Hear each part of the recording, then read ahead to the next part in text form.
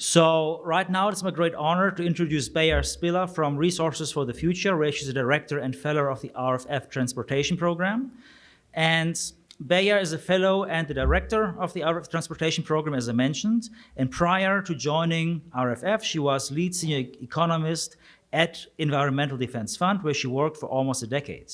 She's also a board member for the Association of Environmental and Resource Economists. Spiller, or Dr. Spiller, is an energy economist with experience working on electricity and transportation issues. During her time at EDF, she participated in many electric utility proceedings in New York and California with the goal of ushering in a cleaner, more efficient and equitable energy system. She has also many years of experience working in the transportation sector, and her most recent efforts have focused around electric vehicles and environmental justice, exploring some of the most pressing issues around electric car, truck, and bus adoption. Her publications range across the energy space with a large focus on identifying environmental, community, and health impacts of renewable energy resources and energy policies. And now she's going to be talking to us about community engagement and social justice in mining. So please help me welcome Dr. Beia. Sorry, Dr. Spiller.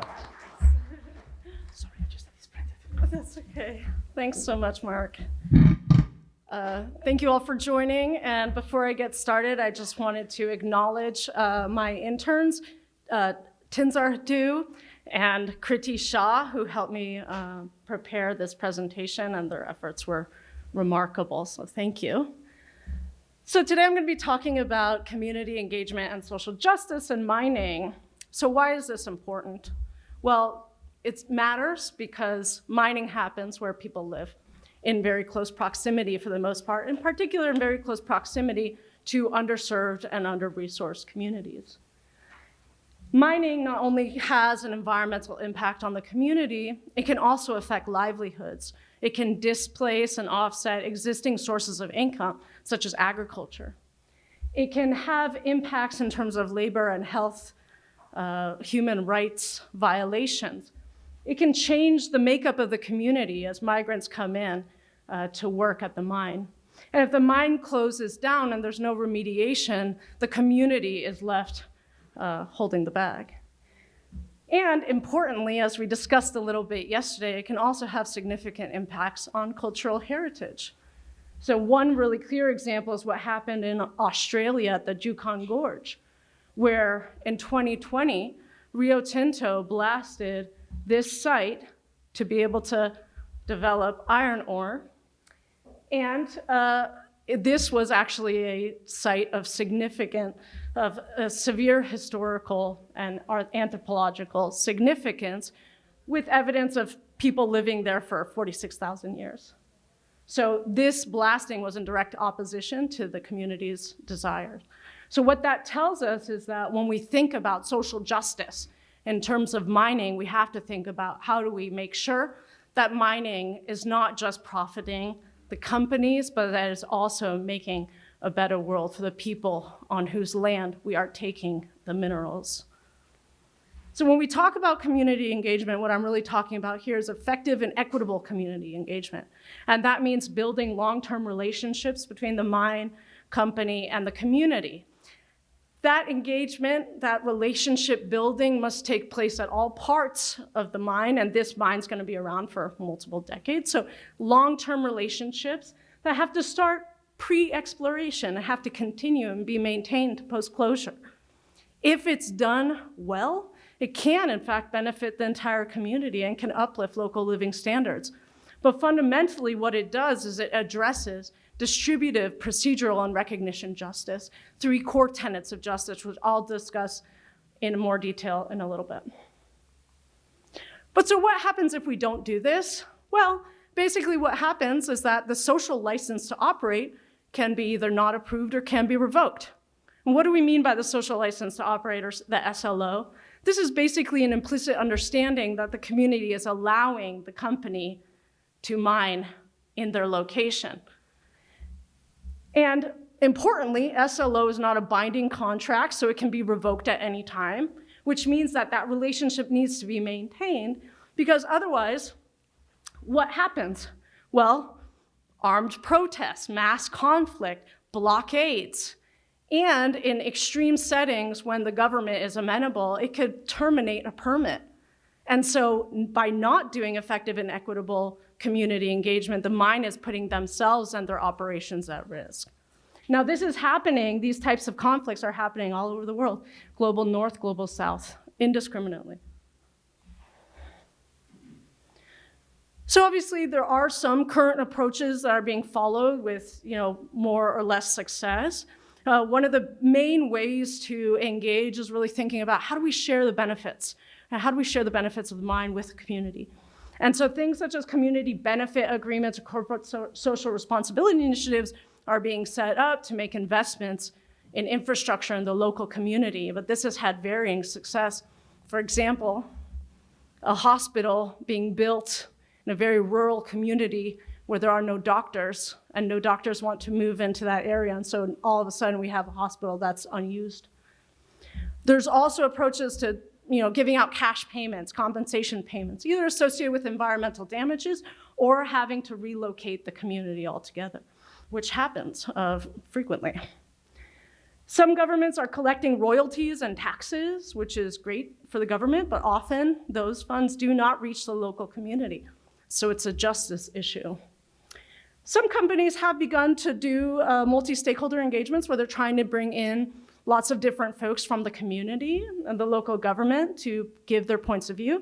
This has had limited success. It really depends on who you bring to the table and what kind of power imbalances currently exist in the community.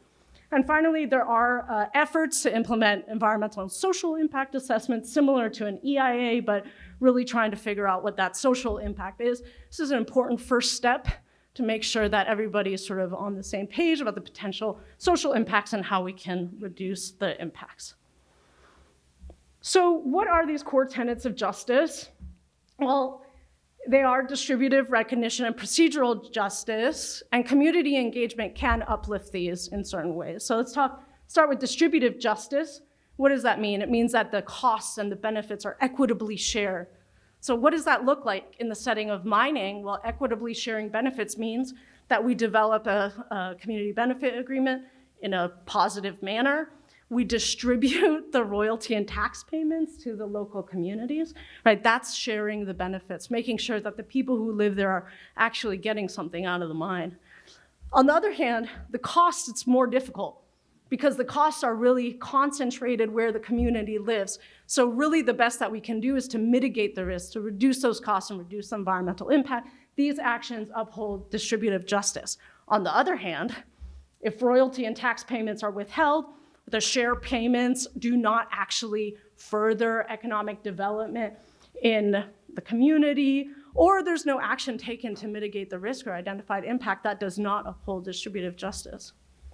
Recognition justice in the setting of mining means that the company is really understanding where the community is coming from, what's the history, the cultural values of that community, such that they can make decisions, take actions that are in line with that history. And so that means approaching negotiations with an understanding of the culture and the past harms that that community has faced, building those relationships and speaking to a diverse set of community representatives to get the full picture.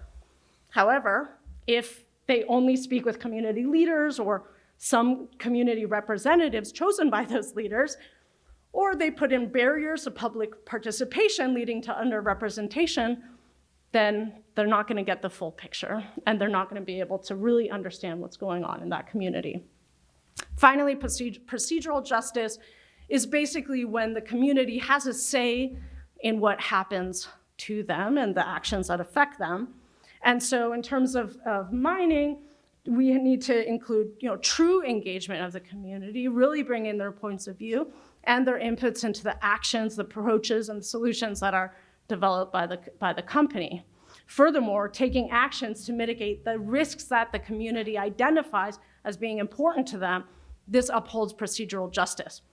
However, community engagement can be super performative, box checking, where you're only informing communities through, town halls where people, don't really have a say, are able to have a real conversation, limiting comment periods or the ability to give input, engaging very late or providing really highly technical language and documents basically means that individuals will not be able to understand what is happening, will not be able to have a say in how things move forward.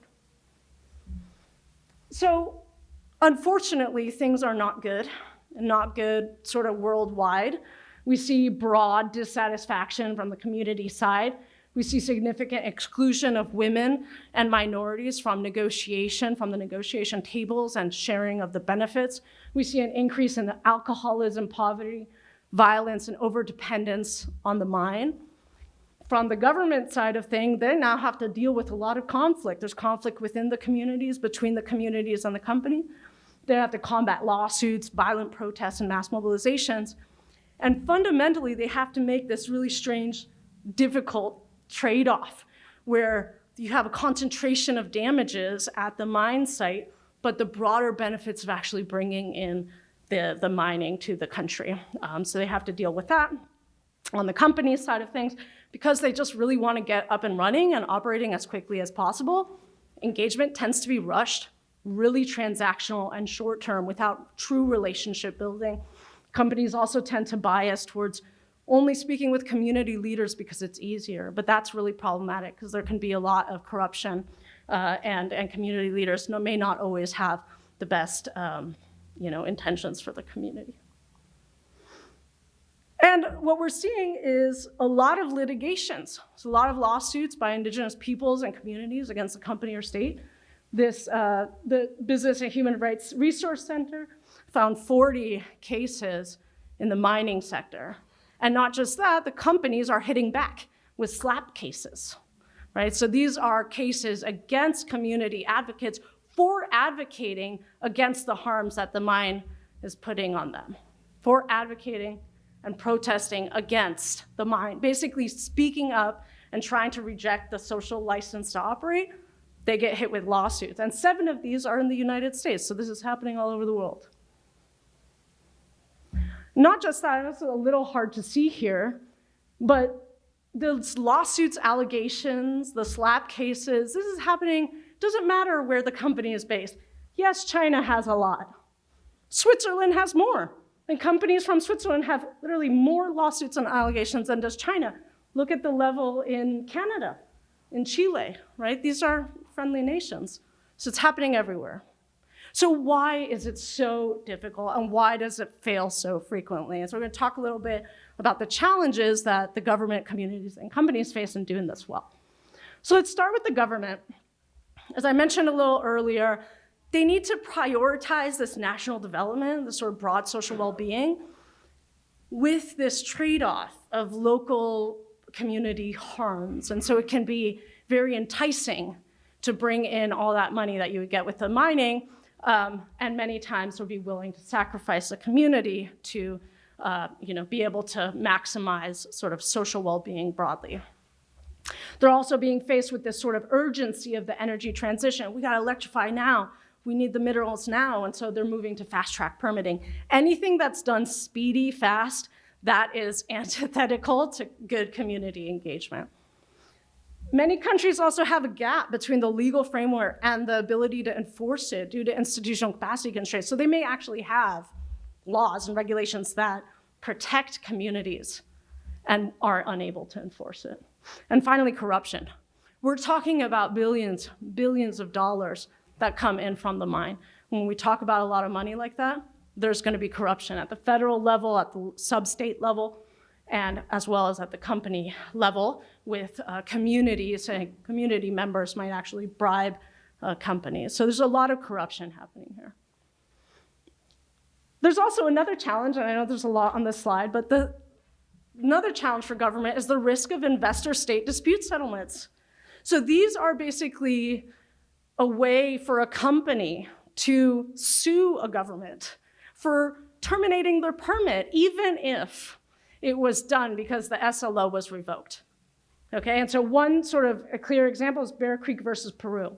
In 2007, Peru grants this mine permit in an indigenous territory. Well, there was really bad community engagement, really terrible community engagement. By 2011, the community had enough. So they start protesting, they do blockades. And because the Peruvian government's, pretty liberal, they say, okay, you know what? We're gonna terminate that permit. We're gonna listen to our community. We're gonna terminate it. In 2014, they're hit with an ISDS lawsuit of $522 million plus legal fees. Now, the tribunal only awarded them $30.4 million, but they did lose that case. And because of all of this, they ended up prosecuting 17 activists. One of them was jailed and given like a really stiff $600,000 fine. All right, moving on to communities. One of the big challenges for the communities is power imbalances. So I mentioned a little earlier about how women and minorities are being excluded.